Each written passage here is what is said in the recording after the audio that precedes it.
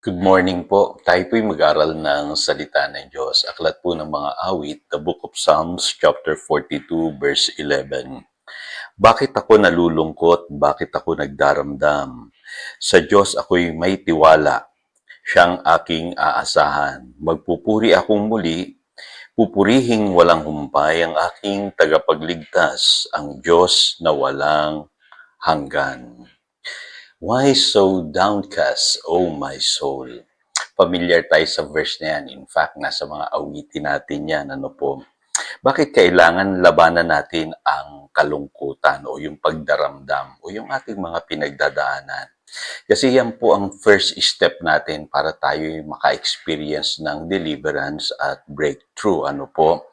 At alam niyo sa buhay na ito, madaling malungkot sa panahon ng problema. Ano po? Madaling umiyak, magpakatao, damhin natin yung ating kalungkutan or magmukmok. Ano po? Tayo mga Pilipino, diyan tayo magaling ano po sa drama. Mahilig tayo sa drama. Pero tandaan po natin na kung mananatili tayo doon sa ganong kalagayan, hindi po tayo makaka-experience ng deliverance. Okay lang po siguro kung tayo po ay pansumandaling malulungkot, iiyak, madama natin yung kalungkutan, okay lang po yun. Ano po, pero wag tayong manatili doon. So sa pinag-aralan natin yesterday sa buhay ni Bartimaeus, ano po na mababasa natin sa Mark chapter 10, verses 46 hanggang 52, ay hindi niya ginawa yun. Ano po, bagamat napakahirap ng kanyang buhay, ano po, ay pinili niya na siya po ay lumaya. Ano po, kasi lagi niyo pong tatandaan, we have a loving Savior. Meron po tayong tagapagligtas si Jesus. Sabi po sa Hebrews chapter 4 verse 15, nakakaunawa sa ating mga kahinaan sapagkat tulad natin, tinukso siya sa lahat ng paraan, subalit kailanmay hindi siya nagkasala. Naintindihan naman tayo ng Panginoon. Ano po, naintindihan niya yung ating damdamin. Pero lagi niyo pong tatandaan siya po ang ating tagapagligtas at kayang-kaya niya tayong tulungan. Kaya maniwala po tayo na meron tayong loving Savior. Ano po?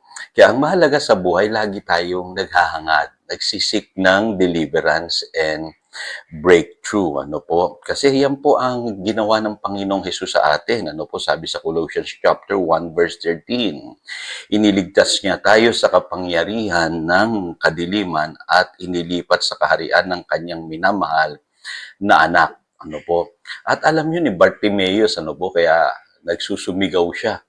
Jesus, anak ni David, tulungan mo ako. Ano po? Alam niya yung role ng Messiah.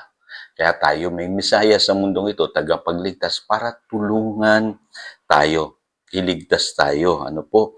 At iba po kasi kapag tayo po'y lumaya sa problema. Yung iba, madali nilang sabihin, hindi na magbabago ang sitwasyon ko sa buhay. Pero ganun ba ang gusto ni Lord? Tanungin natin yung salita ng Diyos. Yung ba ang nais niya sa atin? Yung hindi na magbago yung ating sitwasyon? Yung manatili na lamang tayong talunan sa buhay? Hindi po. Ang sabi ng Panginoong Hesus sa John chapter 8 verse 36, ano po? So if the Son sets you free, you will be free indeed. Gusto ng Panginoong Hesus na tayo'y maging ganap na malaya. Ano po? At ang sabi sa Galatians chapter 5 verse 1, malaya na tayo dahil pinalaya tayo ni Kristo. Kaya't magpakatatag kayo at huwag nang paalipin pang muli. So madaling magsabi ng opinion na kung ikaw ay nahihirapan, sige, tiisin mo na lang yan. Magpakatatag ka na lang at tibayan mo yung iyong loob. Totoo po yun. Ano po, pwede nating gawin yun. Ano po, pwede nating i-nurse yung ating pong mga kalungkutan, manatili doon sa kalagayan na yun, at wag nang umasang may mangyayari pa. Pero sasabihin ko po sa inyo, hindi yan ang gusto ng Panginoong Hesus sa inyong buhay. Gusto ng Panginoong Hesus na kayo'y maging ganap na malaya. Kaya alam nyo yung kasabihan na habang buhay, may pag-asa. May katotohanan po yan.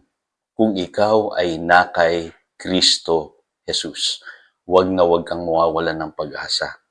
Kapatid, habang may pangako ang Diyos sa kanyang mga salita, huwag kang mawawalan ng pag-asa. Hanggat sinasabi ng salita ng Diyos na si Jesus ang tagapagligtas natin, maniwala po tayo. Kasi yan po ang ipinangako ng Biblia. At natuklasan ko po sa buhay na ito, yung madali pong mag-recover, yung madali pong mag-move on sa mga problema, mabilis po silang nakakalabas sa kanilang mga problema. Pero yung tao na mahilig magmukmuk, malungkutin, laging dinadama yung kanyang paghihirap, matagal pong makakalabas siya sa problema. Mahalaga po na tayo bilang mga anak ng Diyos, ipamuhay po natin yung katotohanan na meron tayong tagapagligtas at masasabi natin yung sinasabi rito sa Psalm 42 verse 11. Bakit ako nalulungkot? Bakit ako nagdaramdam? Sa Diyos ako'y may tiwala. Siyang aking aasahan. Magpupuri akong muli. Pupurihing walang humpay ang aking tagapagligtas, ang Diyos na walang hanggan. Magpuri po tayo sa Diyos. Pasalamatan natin siya. Dakilain natin siya sa panahon ng ating problema dahil siya po ang magliligtas sa atin. Tayo po'y manalangin. Dakilang Diyos, salamat po sa mga katotohanan ito. At dapat pala, Panginoon, hindi kami manatiling nalulungkot, nagmumukmok, nahihirapan sa buhay na ito. Dapat hindi kami madrama. Dapat mabilis kaming mag-move on at mag-recover sa mga pinagdaanan naming problema. At lagi naming sasabihin na ikaw, Panginoong Hesus, ang aming tagapagligtas. Pupurihin ka namin. Walang hanggan, walang humpay, na naniniwala kami na ikaw po ang totoong magliligtas sa amin sa aming mga pinagdadaanan ngayon sa aming buhay. Salamat po. Yan po ang aming panalangin. In Jesus' name we pray. Amen and amen. Again, ito po si Pastor Jojo nagpapaalala upang daluyan tayo ng pagpapala, manatili tayo sa kanyang salita. Good morning.